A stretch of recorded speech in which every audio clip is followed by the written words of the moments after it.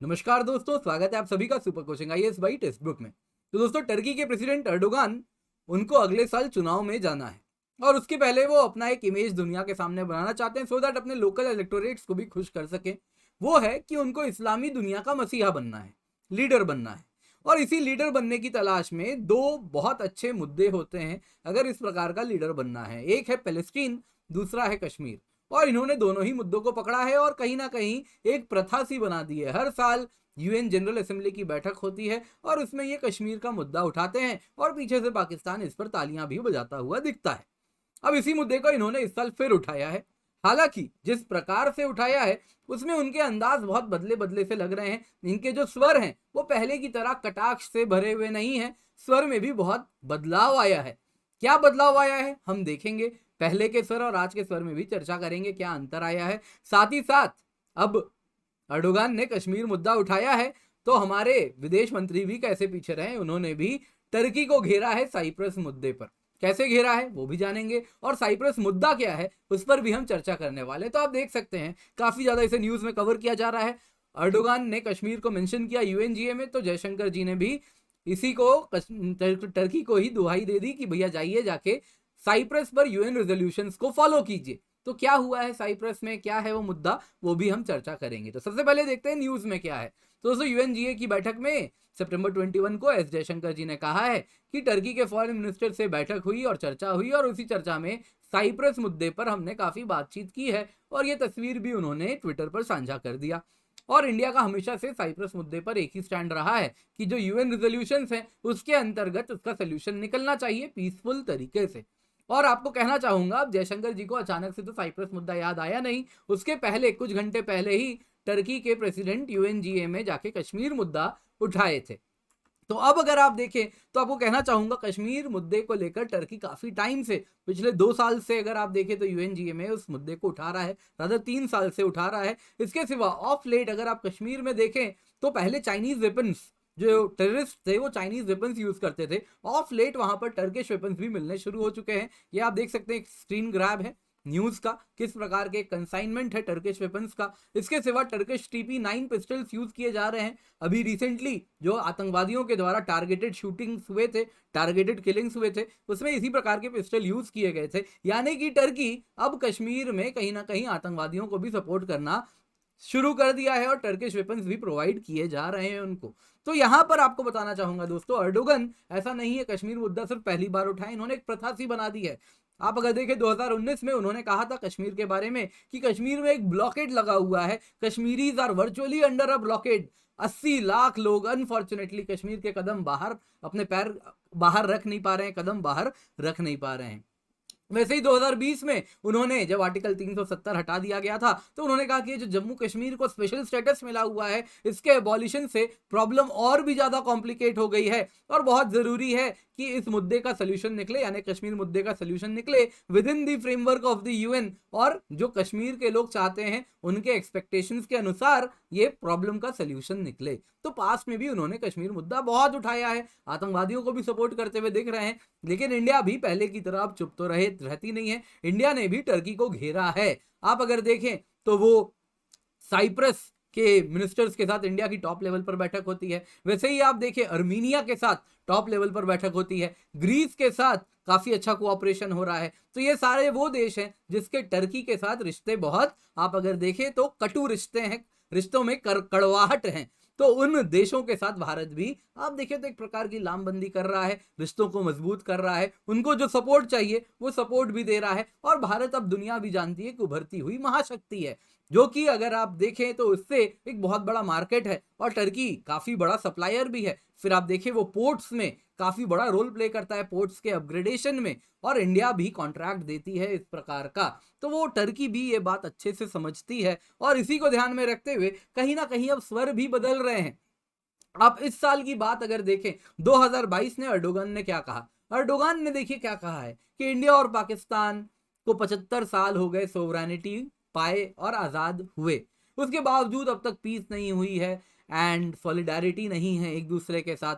हम प्रे करते हैं, उम्मीद करते हैं और आशा भरी नजरों से देखते हैं कि आने वाले दिनों में एक परमानेंट पीस हो जाए और खुशहाली हो, प्रोस्पेरिटी हो कश्मीर में। तो ये उन्होंने कश्मीर मुद्दे पर कहा है।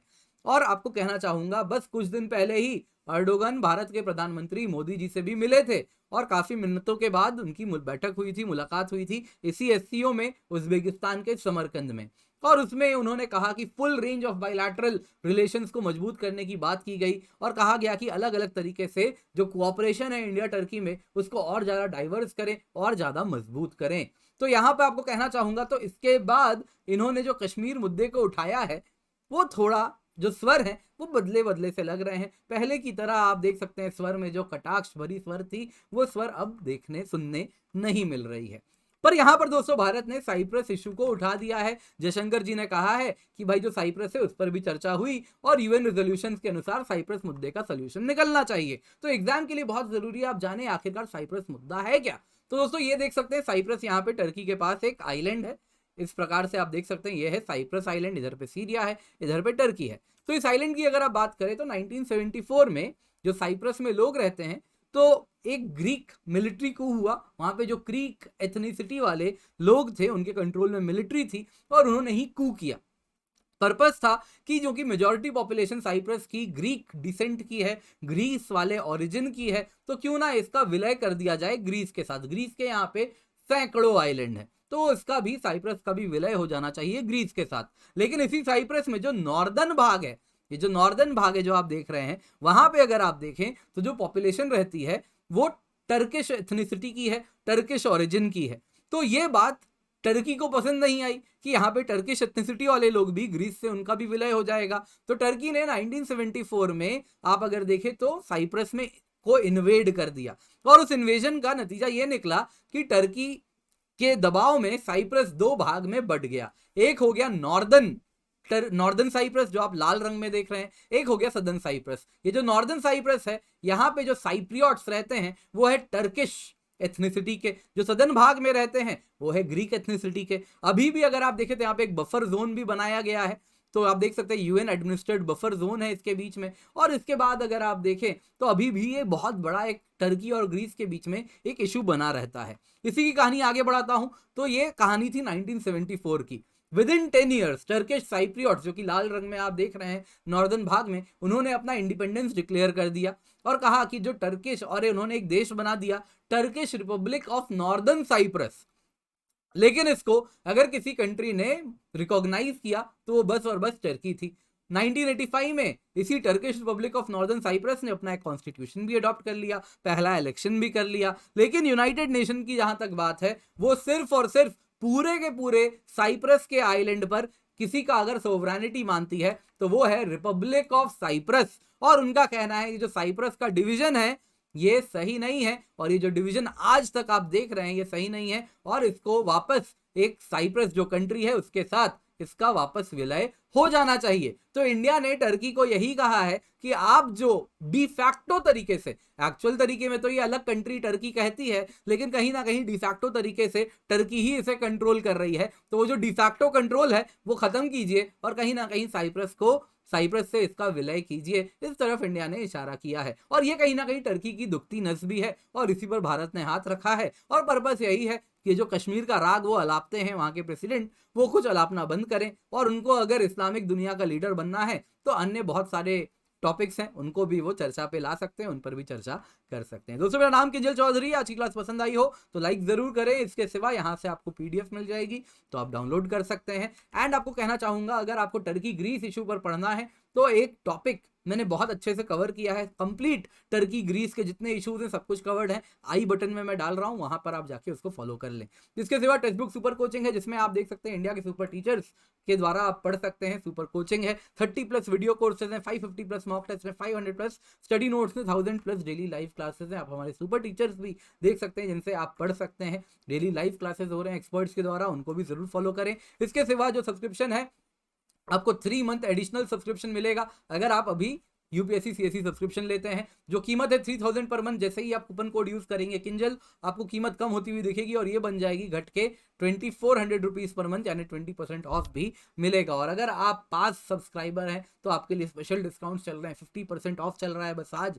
तो आज के आज आप क्या करें, जाके सब्सक्रिप्शन लें सुपर कोचिंग की। Thank you so much for joining, have a great day.